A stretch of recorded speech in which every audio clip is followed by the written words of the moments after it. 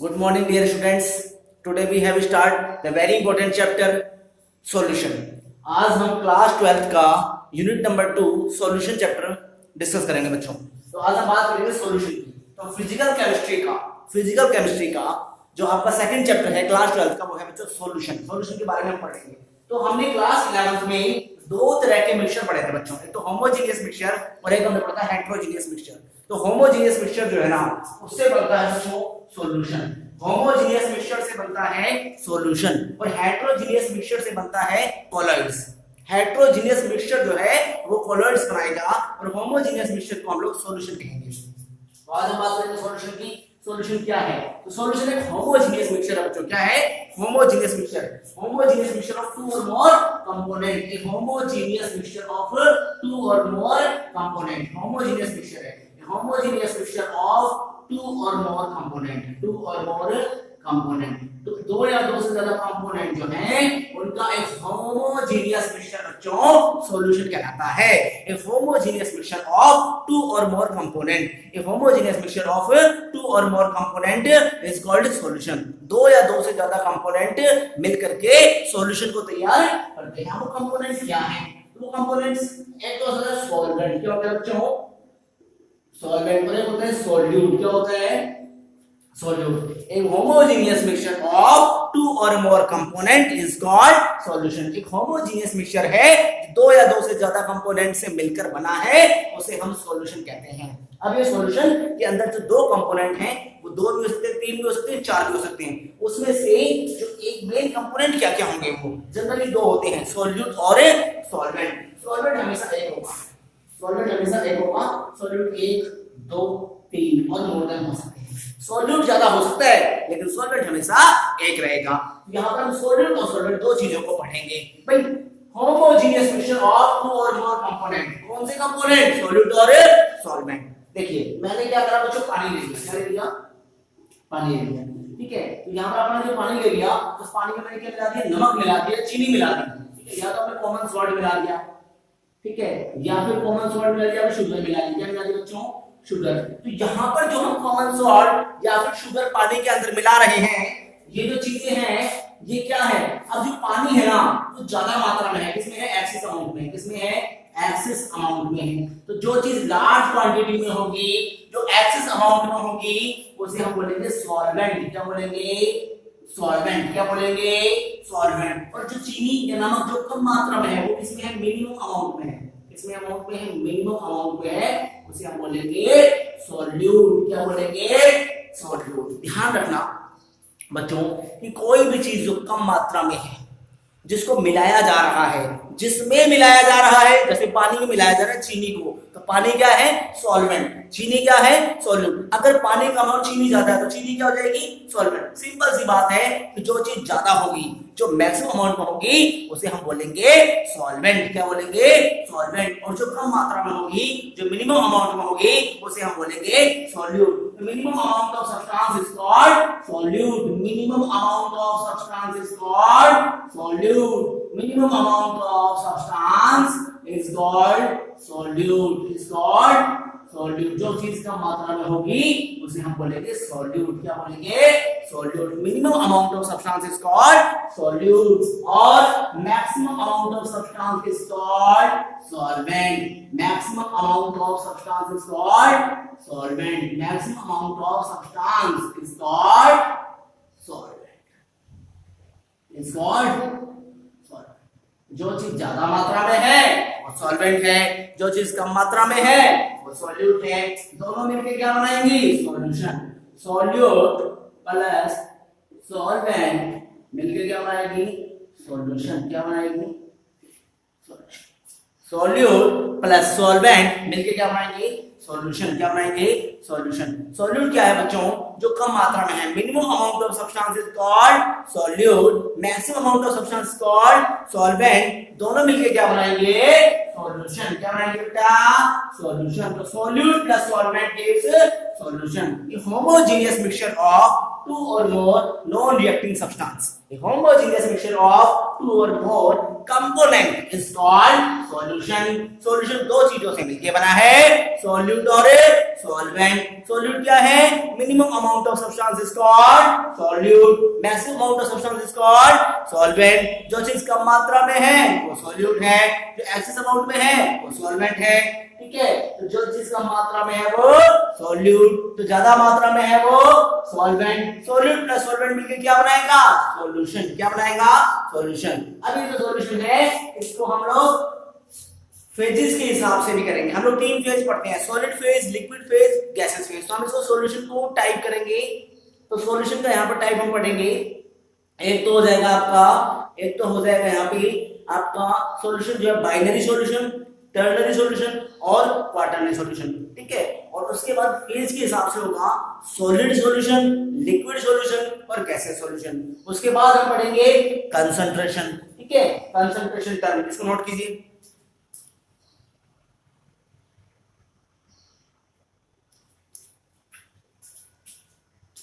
Note कर लिया हमने। पहले पढ़ा सॉल्यूशन। सॉल्यूशन क्या है? होमोजेनियस मिक्सचर है दो कंपोनेंट्स का, सॉल्यूट और सॉल्वेंट। सॉल्यूट क्या है बच्चों? Minimum amount of substance. Solvent क्या है? मैक्सिमम अमाउंट ऑफ सब्सटेंस, ठीक है। सॉल्यूट प्लस सॉल्वेंट मिलकर क्या बनाएगा? सॉल्यूशन। क्या बनाएगा? सॉल्यूशन, ठीक है। उसके बाद इसके टाइप्स पढ़ेंगे। टाइप्स क्या पढ़ेंगे? देखिए टाइप्स क्या पढ़ेंगे। सबसे पहले पढ़ेंगे बाइनरी सॉल्यूशन। क्या पढ़ेंगे बच्चों? Binary solution. तो बाइनरी सॉल्यूशन का मतलब है जिसके अंदर दो कंपोनेंट हो। क्या हो बच्चों? दो कंपोनेंट हो, सॉल्यूट एंड सॉल्वेंट। सॉल्यूट कितना हो? एक। सॉल्वेंट भी कितना हो? एक। जिसमें एक सॉल्यूट हो और एक सॉल्वेंट हो उसे हम क्या बोलेंगे? उसे हम क्या बोलेंगे? Binary solution. क्या बोलेंगे बच्चों? Binary solution. अगला है टर्सरी सॉल्यूशन या फिर टर्नरी सॉल्यूशन। इसमें क्या होगा? कंपोनेंट कितने हो जाएंगे? 3 कंपोनेंट। कितने हो जाएंगे बेटा? 3 कंपोनेंट, ठीक है। सॉल्वेंट में ही रहेगा, सॉल्यूट कितने हो जाएंगे? 2। सॉल्यूट 2 हो जाएंगे। अगला है क्वार्टरनरी सॉल्यूशन। क्वार्टरनरी सॉल्यूशन में क्या होगा? कंपोनेंट हो जाएंगे 4, मोर देन 2, मोर देन 3, 4। अब देखिए सॉल्यूट कितने आएंगे? 3। सॉल्यूट चेंज होंगे, सॉल्वेंट हमेशा एक रहेगा। 3 हो गए 4। तो इस तरीके से हम लोग पढ़ते हैं binary solution, ternary solution, tertiary solution और क्वार्टरनरी सॉल्यूशन। उसके बाद हम लोग पढ़ेंगे कि देखिए आपको बताता 3 फेज होती है, सॉलिड, लिक्विड और गैस। सॉलिड, लिक्विड और गैस। अब देखिए मैंने एक बात और आपको बताता हूं, एक बात बताना भूल गया कि सॉल्यूशन जो है ना, मैंने क्या बताया कि सॉल्वेंट जो है वो ज्यादा मात्रा में होता है और सॉल्यूट जो है वो कम मात्रा में होता है। तो जहां पर जो सॉल्वेंट होगा ना, सॉल्वेंट जो होगा मतलब आप किसी भी सॉल्यूशन को बना रहे हो उस सॉल्यूशन में जो सॉल्वेंट है ना उसी प्रकार का सॉल्यूशन बनाएगा। इट मींस अगर सॉल्वेंट आपका सॉलिड है तो वो सॉलिड सॉल्यूशन बनाएगा, अगर आपका सॉल्वेंट लिक्विड है तो वो लिक्विड सॉल्यूशन बनाएगा, अगर आपका सॉल्वेंट गैस है तो वो गैसीय सॉल्यूशन बनाएगा। इस प्रकार से 3 प्रकार के सॉल्यूशन हो गए। पहला तो हो गया सॉलिड सॉल्यूशन, पहला तो हो गया सॉलिड सॉल्यूशन, ठीक है। दूसरा हो गया लिक्विड सॉल्यूशन, तीसरा हो गया गैसीय सॉल्यूशन। 3 प्रकार के सॉल्यूशन हो गए, सॉलिड सॉल्यूशन, लिक्विड सॉल्यूशन और गैसीय सॉल्यूशन। अब देखिए फिर एक चीज क्या होगी? सॉल्यूट होगी। क्या होगी? सॉल्यूट। एक तो होगा हमारा सॉल्यूट, क्या होगा? और एक क्या होगा बच्चों? सॉल्वेंट। क्या होगा? तो उससे आगे हम सॉल्वेंट पढ़ाएंगे और उसके बाद ले लेंगे एग्जांपल क्या लेंगे बच्चों। तो पहला है हमारा सॉलिड सॉल्यूशन, उसके बाद है लिक्विड सॉल्यूशन, उसके बाद क्या है? गैसीय सॉल्यूशन। गैसेस, ठीक है। सॉलिड, लिक्विड और गैस। यहां पर पहले सॉलिड लिख लेते हैं। सॉलिड, तो देखिए सॉलिड सॉल्यूशन है ना, तो सॉलिड सॉल्यूशन के अंदर हमेशा सॉल्वेंट क्या रहेगा? सॉलिड रहेगा, ठीक है। सॉल्वेंट क्या रहेगा? सॉलिड। तो आप सॉलिड क्या ले लिया हमने? सॉलिड, ठीक है। सॉलिड क्या ले लिया? सॉलिड। और सॉल्वेंट क्या ले लिया? सॉलिड। क्या बनता है? Solid solution. अगले में क्या करा? जो सॉल्यूट था वो तो ले लिया लिक्विड। क्या ले लिया? लिक्विड। लेकिन सॉल्वेंट अभी भी क्या है? सॉलिड, ठीक है। उसके बाद सॉल्यूट क्या ले लिया? गैस। लेकिन सॉल्वेंट अभी भी क्या है? सॉलिड। तो अगर आपका सॉल्वेंट सॉलिड है तो वो सॉलिड सॉल्यूशन के नाम से जाना है। पहली चीज होगी। सेकंड देखिए, फिर यहाँ पर लिक्विड है तो हमने तीनों चीजें क्या ले ली? लिक्विड। तीनों चीजें हमने क्या ले ली? लिक्विड ले ली। इट मींस सॉल्वेंट हमने क्या ले लिया? लिक्विड। फिर यहाँ पर solid, liquid gas, solid liquid gas. Gases solution के अंदर हमने क्या ले लिया बच्चों? गैस। सॉल्वेंट क्या ले लिया? गैस। यहां से क्या आ गया? Solid liquid gas.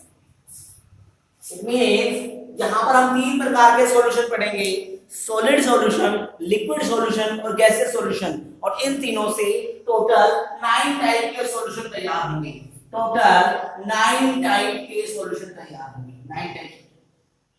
9 types of solution, 9 प्रकार के सॉल्यूशन होंगे। कौन कौन से? Solid in liquid, solid in solid, liquid in gas, solid in solids, liquid in solid, gas in solid, solid in liquid, liquid in liquid, gas in liquid, solid in gas, liquid gas, gas in gas. 9 प्रकार के solution बनेंगे solid liquid gases के हिसाब से। It means 3 phase हैं, इन 3 phase से 3 प्रकार के सॉल्यूशन बनेंगे, solid solution, liquid solution, gases solution. Because जो सॉलिड होगा उसी के सॉल्यूशन के नाम से जाना जाएगा। तो सॉलिड सॉल्यूशन, लिक्विड सॉल्यूशन और गैसेस सॉल्यूशन। तो सॉलिड इन सॉलिड, सॉलिड के अंदर सॉलिड मिलाया जा रहा है, सॉलिड के अंदर सॉलिड मिलाया जा रहा है। तो कॉपर डिसॉल्व्ड इन जिंक, कॉपर को जिंक में मिलाया जाता है, कॉपर डिसॉल्व्ड इन जिंक। तो जिंक क्या है? सॉलिड। और कॉपर क्या है? Solid. Liquid in solid, solid में लिक्विड मिलाया जा रहा है, sodium amalgam, sodium amalgam. Amalgam क्या होता है? अमलगम का मतलब होता है जब किसी भी एलिमेंट को, किसी भी मेटल को मरकरी में मिला दिया जाता है। किसे मिला दिया जाता है? मरकरी में। तो जब किसी भी एलिमेंट को मरकरी में मिला दिया जाता है तो वो क्या कहते हैं? अमलगम। तो यहाँ पर लिक्विड क्या है आपका? मरकरी। मरकरी क्या है? लिक्विड है। और सॉलिड क्या है आपका? सोडियम। तो मरकरी को मिलाया जा रहा है सोडियम में, तो वो सोडियम का अमलगम बन जाएगा। सोडियम अमलगम का मतलब है कि liquid dissolved in solid, liquid dissolved in solid. कैसे sir? Mercury dissolved in sodium, mercury dissolved in sodium. Mercury क्या है? लिक्विड है। सोडियम क्या है? सॉलिड है। तो वो कह रहा है सोडियम अमलगम। अमलगम का मतलब है किसी भी, जब मरकरी किसी भी मेटल के साथ मिक्स हो जाएगी तो उसे हम उसका अमलगम बोलेंगे, उसे हम उसका अमलगम बोलेंगे। तो सोडियम अमलगम का मतलब है कि लिक्विड मरकरी को सॉलिड सोडियम के अंदर डिसॉल्व किया, मिलाया गया। सही माना। तीसरा है gas in solid, H2 absorbed in metal, hydrogen gas, hydrogen gas absorbed in metal, absorbed in metal. Metal कौन से? तो जनरली मेटल हम लोग पढ़ते हैं वो डी ब्लॉक के पढ़ते हैं। एस ब्लॉक में मेटल है, डी में भी है, कुछ पी में भी है, लेकिन जनरली डी ब्लॉक के पढ़ते हैं। ठीक है। तो hydrogen gas will absorb in, hydrogen gas absorb in metal कौन से? डी ब्लॉक के, जैसे प्लैटिनम, पैलेडियम और निकल। प्लैटिनम, पैलेडियम और निकल। इसके अंदर हम सरफेस केमिस्ट्री में पढ़ेंगे, ठीक है, ऑब्जर्वेशन के अनुसार। तो ये 3 एग्जांपल हमने देखे। कॉपर डिसॉल्व्ड इन जिंक, सॉलिड को सॉलिड में मिलाया जाता है। कॉपर डिसॉल्व्ड इन जिंक, लिक्विड को सॉलिड में मिलाया जा रहा है, ये हो गया सोडियम अमलगम। और गैस इन सॉलिड के अंदर बच्चों हो गया हाइड्रोजन गैस अब्सॉर्ब्ड इन मेटल, प्लैटिनम, पैलेडियम, निकल। अगला है liquid solution, solid in liquid. ये तो बहुत कॉमन सा एग्जांपल आप लोग जानते हैं, सॉल्ट इन वाटर, या sugar dissolved in water, salt in water, salt in water. Liquid, liquid के अंदर से ऑयल वाटर होता है, लेकिन वो उसमें मिक्स नहीं होता, तो वो किसमें आएगा? हमारा कॉलर के अंदर आता है। यहाँ पे लिक्विड इन लिक्विड जो ऐसे मिलाते हैं ना, ethanol in water, ethanol in water, जो डिसॉल्व भी हो जाएगा आपस में ना, ethanol in water. Gas in liquid के अंदर क्या आएगा? ऑक्सीजन डिसॉल्व, ठीक है ना, CO2 भी आता है, ऑक्सीजन डिसॉल्व या CO2 डिसॉल्व। हेल्दी लोग पढ़ेंगे हम लोग ना, बस oxygen dissolve water, oxygen dissolve water. यहाँ पे CO2 in water, soda water भी होता है, ठीक है, CO2 in water, soda water, CO2 in water, जिसको हम सोडा वाटर बोलते हैं।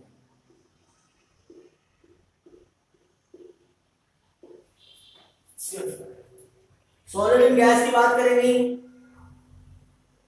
तो गैस क्या है आपका? एयर हो गया, एयर का। और सॉलिड का डस्ट पार्टिकल, तो डस्ट पार्टिकल लेंगे, डस्ट पार्टिकल लेंगे।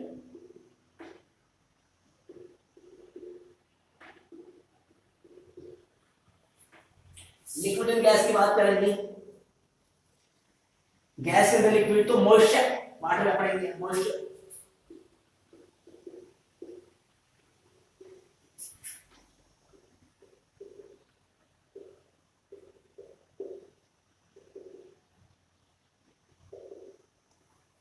और गैस एयर होता है, आप लोग जानते हैं, mixture of gases, air mixture of oxygen nitrogen other gases.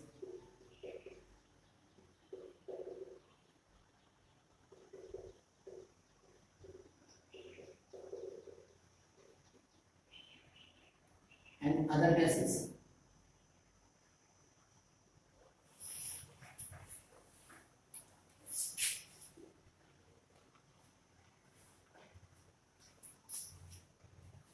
Note कीजिए।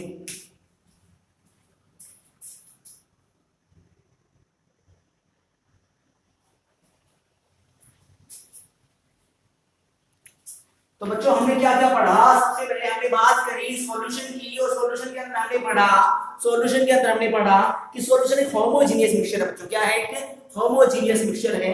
और होमोजीनियस मिक्सचर है कि मतलब होमोजीनियस का मतलब क्या होता है कि जो चीज हमने पानी में चीनी डाली तो चीनी क्या है, हमने डिसॉल्व कर, तो डिसॉल्व हो गई, घुल गई, ठीक है, घुलने को सेपरेट नहीं किया जा सकता, ठीक है ना।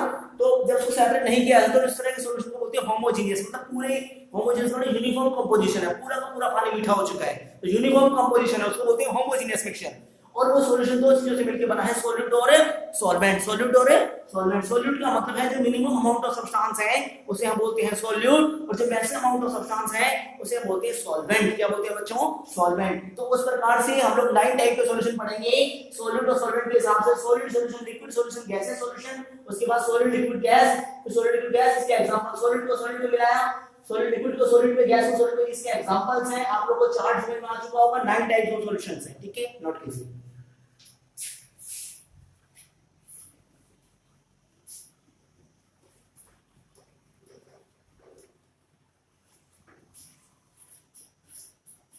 ठीक है बच्चों, तो 9 टाइप्स ऑफ सॉल्यूशन हम लोग पढ़ चुके हैं। 9 टाइप्स ऑफ सॉल्यूशन के बाद हम लोग डिस्कस करेंगे बच्चों, हमने सॉल्यूशन पढ़ा, हमने टाइप्स ऑफ सॉल्यूशन के अंदर बाइनरी, टर्नरी, क्वाटरनरी देखा, उसके बाद हमने 9 टाइप्स ऑफ सॉल्यूशंस के बारे में पढ़ा। नेक्स्ट टॉपिक हम लोग करेंगे बच्चों कंसंट्रेशन की बात करेंगे, कंसंट्रेशन, ठीक है। कंसंट्रेशन के अंदर हम लोग पढ़ेंगे 8 टर्म पढ़ेंगे।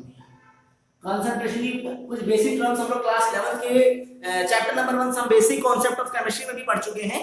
तो इसके अंदर कुछ टर्म्स हम लोग देखेंगे, जैसे मोलैरिटी है, नॉर्मेलिटी है, मोल फ्रैक्शंस है, मास परसेंटेज है, मास बाय वॉल्यूम है, वॉल्यूम बाय वॉल्यूम है। तो डिफरेंट टाइप्स ऑफ टर्म्स जो है यूज हो रही है, इनके ऊपर न्यूमेरिकल करेंगे हम लोग। जो आईआईटी में, आपके पीएमटी में जो कुछ न्यूमेरिकल्स है जो यहां से बहुत ज्यादा पूछे जाते हैं, आईआईटी और पीएमटी की बेसिस पे ये चैप्टर बहुत इंपॉर्टेंट है। यहां से 2 या 3 क्वेश्चन जरूर, 2 क्वेश्चन तो मिनिमम उठाता है, 2 क्वेश्चन मतलब 8 मार्क्स हो गए बच्चों। तो इसकी जो कंसंट्रेशन टर्म है, यहाँ पर मोलैरिटी है, नॉर्मेलिटी है, मोल फ्रैक्शन है, जहां से क्वेश्चन जरूर उठता है, न्यूमेरिकल जरूर पूछे जाते हैं। इस टर्म को बड़े ध्यान से समझेंगे, हर पॉइंट को समझेंगे, एनसीईआरटी की एक लाइन पढ़ेंगे, एनसीईआरटी से देखेंगे सारी चीजें। तो कंसंट्रेशन टर्म के अंदर पढ़ेंगे कि कंसंट्रेशन के अंदर पढ़ेंगे अमाउंट ऑफ सब्सटेंस, कितना अमाउंट ऑफ सब्सटेंस ले रहे हैं, क्या बना रहे हैं, उनके बारे में पढ़ेंगे।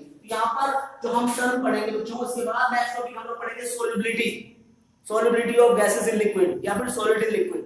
तो उसके अंदर उसके फैक्टर्स पढ़ेंगे हम लोग, टेंपरेचर पे क्या है, कंसंट्रेशन पे क्या है, प्रेशर पे क्या फर्क पड़ेगा।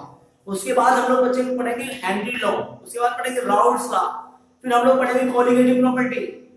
उसके बाद 4 तरह की कोलिगेटिव प्रॉपर्टी को हम लोग डिस्कस करेंगे। देन अबनॉर्मल मोलर मास, उसके बाद बॉन्ड ऑफ फैक्टर, फिर चैप्टर को फिनिश करेंगे। तो कंसंट्रेशन टर्म के अंदर हम लोग पढ़ेंगे बच्चों, कंसंट्रेशन टर्म के अंदर जो आपकी टर्म आएंगे उसमें पहली टर्म है बच्चों मास परसेंटेज।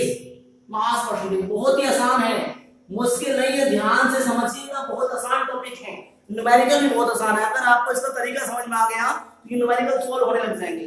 जब भी न्यूमेरिकल निकालो उस क्वेश्चन को ध्यान से पढ़ो, क्या क्या वैल्यूज गिवन है उसको लिखिए और उसके बाद उसको सॉल्व कीजिए। अभी आप प्रैक्टिस करेंगे तो धीरे धीरे चीजें क्लियर होती जाएंगी। अब मैं आपको टॉपिक समझाऊंगा, फिर इन टॉपिक के बाद हर टॉपिक के ऊपर 2 से 4 न्यूमेरिकल हम लोग सॉल्व करेंगे, और 2 से 4 न्यूमेरिकल करने के बाद एनसीईआरटी की एक्सरसाइज के जो न्यूमेरिकल हैं उसको हम लोग सॉल्व करेंगे और ये चीजें क्लियर हो जाएंगी बच्चों। बड़े ध्यान से देखिए, पहला है मास परसेंटेज। मास परसेंटेज के अंदर हम लोग क्या पढ़ेंगे कि जो मास परसेंटेज उसमें आएगा बच्चों W/W मैं भी बताता हूं W का मतलब क्या है। दूसरा पढ़ेंगे बच्चों वॉल्यूम परसेंटेज, क्या पढ़ेंगे वॉल्यूम परसेंटेज, दूसरा हम पढ़ेंगे वॉल्यूम परसेंटेज, तो उसमें हम पढ़ेंगे V बाई V, तीसरा हम पढ़ेंगे मास by volume percentage, mass by volume percentage, mass by volume percentage. ठीक है, मास बाई वॉल्यूम का मतलब आप समझ गए होंगे, मास बाई वॉल्यूम बच्चों, density, density is equal to mass by volume, बहुत ही कॉमन है। ठीक है, मास बाई वॉल्यूम परसेंटेज तो W बाई V। अच्छा, उसके बाद हम लोग पढ़ेंगे इसमें जो टर्म है, कुछ टर्म बच्चों टेम्परेचर डिपेंडेंट है और कुछ टर्म जो है वो टेम्परेचर इंडिपेंडेंट है। ठीक है, वो भी हम डिस्कस करेंगे, हर पॉइंट ऑफ व्यू से देखेंगे, क्योंकि यहाँ पर भी क्वेश्चन अराइज होता है कौन सी मतलब कि टेम्परेचर को बढ़ाने या घटाने से क्या फर्क पड़ेगा, तो टेम्परेचर डिपेंडेंट कौन सी टर्म, जिसके नीचे वॉल्यूम आपको नजर आ रहा है वो सारी की सारी टर्म टेम्परेचर डिपेंडेंट है, सारी की सारी टर्म। उसके अलावा जैसे हम मोलैरिटी देखेंगे तो मोलैरिटी के अंदर ना मास आता है, सॉल्वेंट आता है वहां पे, तो वहां पर वो टेम्परेचर इंडिपेंडेंट है, उसमें हम ये देखेंगे। तो पहला है आपका mass percentage W by W, उसके बाद volume percentage V by V, फिर मास बाय वॉल्यूम परसेंटेज, उसके बाद जो फोर्थ है बच्चों वो आपका है मास बाय वॉल्यूम के बाद आएगा मोलैरिटी, क्या आएगा मोलैरिटी, उसके बाद पांचवा बच्चों आएगा मोलैरिटी, उसके बाद छठा जो आएगा वो आपका आएगा मोल फ्रैक्शन, मोल फ्रैक्शन, उसके बाद आपके सातवीं टर्म आएगी नॉर्मलिटी, उसके बाद आठवीं टर्म जो आएगी वो आएगी आपकी ppm पार्ट पर मिलियन। तो ये कुछ और भी टर्म्स हैं, जनरली बेसिक 7 से 8 टर्म्स हैं जिनको हम डिस्कस करते हैं। तो mass percentage, volume percentage, mass by volume percentage, molarity, molarity, mole fraction, normality और ppm पार्ट पर मिलियन, ये 8 टर्म को हम लोग डिस्कस करेंगे जहां से न्यूमेरिकल पूछे जाते हैं। तो मोलैरिटी को जनरली हम डिनोट करते हैं बेटा कैपिटल M से, प्यारे बच्चों मोलैरिटी करेंगे स्मॉल m से, नॉर्मलिटी को हम लोग करेंगे n से, मोल फ्रैक्शन को हम लोग करेंगे जाई से, पार्ट पर मिलियन ppm, इन सारी चीजों को हम लोग डिस्कस करेंगे। Mass percentage, volume percentage, mass by volume, molarity, molarity, mole fraction, normality और ppm। बच्चों जहां पर भी परसेंटेज वर्ड आ गया इट मींस हम लोग मल्टीप्लाई बाय 100 करेंगे, ध्यान रखना। परसेंटेज का मतलब परसेंट, परसेंट मतलब 100, ठीक है जी, सेंट का मतलब होता है 100, पर मतलब 100 परसेंटेज, ठीक है। तो 1 into 00 इट मींस 100। तो mass percentage, volume percentage, mass by volume percentage, ठीक है। तो जब हम देखिए एक चीज आपने प्रोबेबिलिटी की केस में पढ़ी होगी क्लास 10th में, चैप्टर नंबर 15 या 16 है, प्रोबेबिलिटी में आपने पढ़ा होगा कि जो चीज हम फाइंड आउट करते हैं, या फिर हाइट एंड डिस्टेंस में आपने देखा होगा, height and distance 10th class अभी ने की है, तो उसमें आपने देखा होगा जो चीज हम निकालते हैं, कैलकुलेट करते हैं, ऊपर आती है, नीचे टोटल आता है, ऐसे तो करते हैं। और परसेंटेज तो गुणा में 100, तो बहुत ही सिंपल है, कोई घबराने की जरूरत नहीं है, कोई इतना बड़ा मैथमेटिक्स नहीं है, यहाँ पे सिंपल सी चीजें हैं कि जो चीज निकालनी है बच्चों को ऊपर आएगी, नीचे टोटल आएगा, गुणा में 100। इट मींस मास परसेंटेज है, तो mass of component, mass percentage आपको निकालनी है W बाय W, तो mass of component, mass of component जिसका निकालना है बटे में टोटल मास इनटू 100। इसके साथ साथ में जो करवा रहा हूं इस वीडियो लेक्चर को देखिए, साथ में एनसीईआरटी खोलिए, एनसीईआरटी को देखिए, एनसीईआरटी से कीजिए सारी चीजें। W by W mass percentage जब आपको कैलकुलेट करनी है तो उसका फार्मूला हो जाएगा मास ऑफ द कंपोनेंट, जिसका भी निकालना है, तो mass of the component upon में टोटल मास, अपॉन में total mass of the component of solution. It means mass component of solution की बात करें तो mass component of solution upon total mass of solution into 100। अगर volume percentage की बात कर रहा है तो जब बच्चों V बाय V परसेंटेज में क्या होगा, volume of the component, volume of the component upon total volume into 100। ध्यान रखिए, volume of the component upon total volume into 100। अगर मास बाय वॉल्यूम की बात कर रहा है तो मास ऑफ द कंपोनेंट, मास ग्राम में होता है बच्चों, मास of the component upon volume, volume ml में लीटर में होगा, बड़ा ध्यान समझिए, वॉल्यूम ml या लीटर में होगा, मास ग्राम या केजी में होगा। तो volume of the component into 100, समझ रहे हैं। तो कहने का मतलब बिल्कुल सिंपल है, ऐसा कोई इतना बड़ा मैथमेटिक्स नहीं है कि मास परसेंटेज का मतलब हुआ कि भैया mass of component, mass of component बटे में टोटल मास इनटू 100। ये बेसिक सी चीजें चीजें बता रहा हूं मैं इसको दोबारा से अगले जो नेक्स्ट लेक्चर होगा उसमें हम इसको आठों टर्म को दोबारा से पढ़ेंगे। मैं आपको बेसिक सा बताता हूं आज। Total mass into 100, volume percentage में volume of component one total mass of volume into 100, mass by volume, तो mass of each component upon total mass, total volume of the solution into 100, molarity mole fraction, ये सारी चीजें हम लोग discuss करेंगे। इसको note कीजिए आर्टिकल को।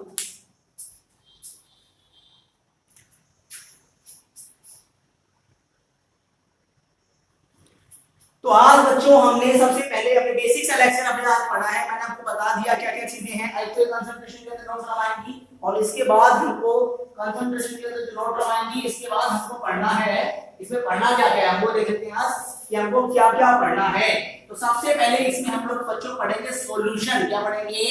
सॉल्यूशन क्या होता है। जैसा कि मैंने आपको बताया सॉल्यूट प्लस सॉल्वेंट मिलके सॉल्यूशन बनाता है और सॉल्वेंट जो है बच्चों ज्यादा मात्रा में होगा, एक्सेस अमाउंट में होगा, और जो कम मात्रा में होगा वो मिनिमम अमाउंट में होगा वो सॉल्यूट होगा। जैसे पानी में आपने चीनी मिलाई तो चीनी क्या है कम और पानी क्या है ज्यादा, तभी तो डाइल्यूट होगी। अब चीनी ज्यादा ले लो पानी कम लो तो डाइल्यूट होगा नहीं बन पाएगा ना। चीनी आपको कम लेनी पड़ेगी, उसके बाद स्टीरिंग करेंगे देन वो उसमें डिसॉल्व हो जाएगी, सिंगल डिसॉल्विंग पार्ट। या फिर अब डिसॉल्व होने के बाद वो जो चीनी है वो ऐसा नहीं कि आपने जो ऊपर से पानी पिया तो मीठा है नीचे मीठा नहीं है, वो पूरा का पूरा पानी मीठा हो जाएगा चीनी डिसॉल्व होने के बाद। इट मींस वो सॉल्यूशन यूनिफॉर्म कंपोजिशन हो जाएगा बच्चों।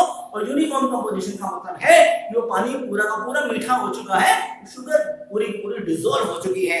और उस सॉल्यूशन में से आप कहोगे भाई उसमें चीनी हम बाहर निकाल दें, संभव नहीं है। ठीक है, कोई और मेथड्स लगाने पड़ेंगे आपको, अलग अलग मेथड से संभव है बट नेचुरली ऐसा नहीं हो सकता।